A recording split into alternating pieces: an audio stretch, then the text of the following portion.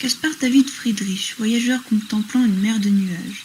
Les artistes s'intéressent de plus en plus aux paysages en ne cherchant plus à reproduire la réalité, mais à suggérer des atmosphères parfois étranges, mélancoliques ou mystérieuses. La nature laisse la place à l'imaginaire, au lointain et au sentiment de l'infini. Caspar David Friedrich peut représenter l'homme face à la nature et au divin.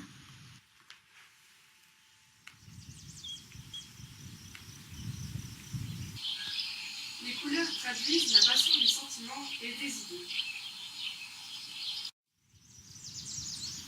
My Sweet Rose ou The Soul of the Rose de John William Waterhouse. Ce tableau évoque une grande sensibilité.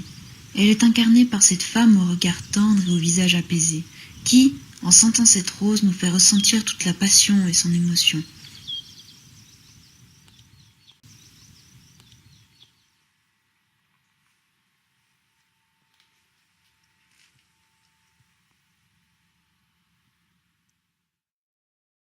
L'artiste s'intéresse aux thèmes fantastiques et macabres des légendes nordiques.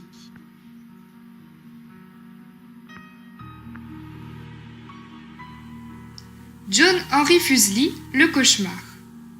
L'incube, le démon, et la tête de cheval se réfèrent à la croyance et au folklore de l'époque concernant les cauchemars, mais ont des significations plus spécifiques décrites par quelques théoriciens.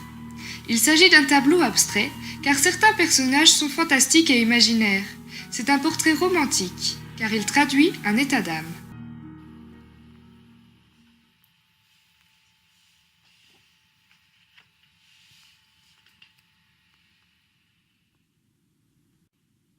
Les artistes s'intéressent de plus en plus aux clairs-obscurs afin d'accentuer les atmosphères parfois dramatiques du tableau.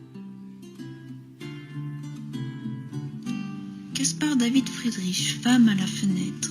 Dépouillement total, aucun objet, sinon 2 petits flacons de verre. Les murs, les tableaux de la fenêtre, sa robe sont verts. Elle est légèrement penchée. Le point de fuite n'est pas le paysage, mais le centre du volet gauche. Le dehors semble illimité. Où cette vision l'emporte-t-elle ?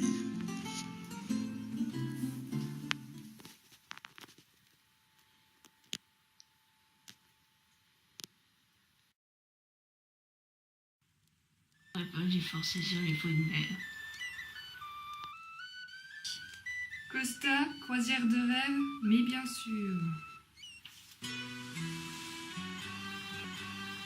Le radeau de la Méduse. Les artistes s'intéressent aux événements et aux tragédies de leur temps qu'ils représentent tout en manifestant leur opinion. Les cadavres et les corps amputés cherchent la vérité de la souffrance et les forces de l'expression. Géricault peint avec verve, par touches serrées et avec peu de moyens l'épisode final, la victoire de la vie sur la mort. Une harmonie sévère de tons sourds et un jeu de lumière subtile créent une atmosphère orageuse.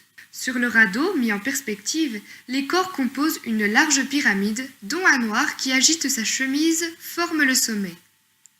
La scène, mouvementée, reste académique. Nu classique, plastique et relief vigoureux, contours précis.